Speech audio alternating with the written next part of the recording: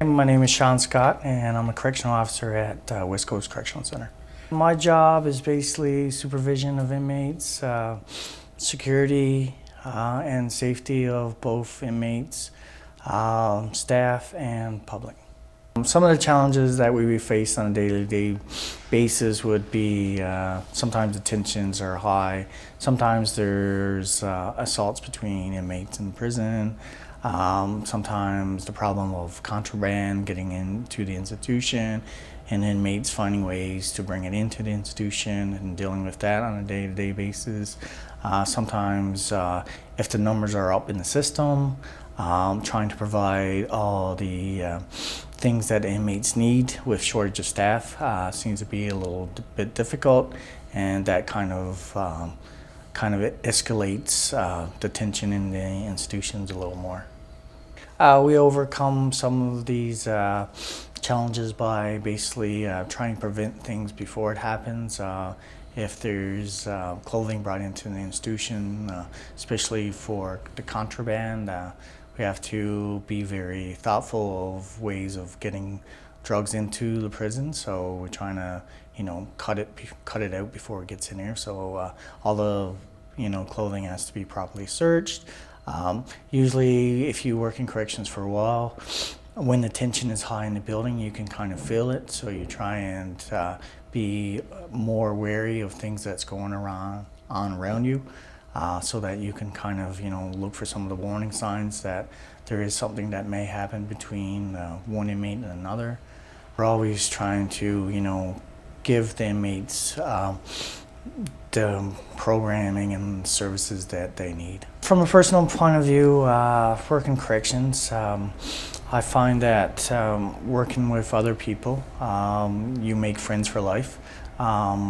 Working in this institution in particular, there are times that you feel that you have helped out individuals, inmates. Sometimes you do kind of create a small rapport with some of the inmates that when you get out, if you see them on the street, they will come and have small chat, say, hey, how you doing, how you getting along, how's things going for you since you got out and stuff. And for that part, that you feel that you are actually helping some of the guys that actually want to, make themselves better. In order to separate your work life from your family life, you have to have an outlet for when you get home. You could be here for 12 hours, 16 hours when you get home, and you could be a little on edge.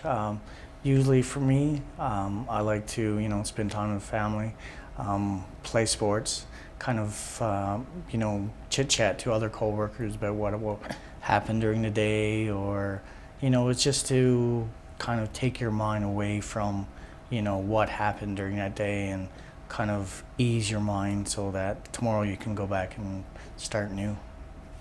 Do you often get together with other correctional officers?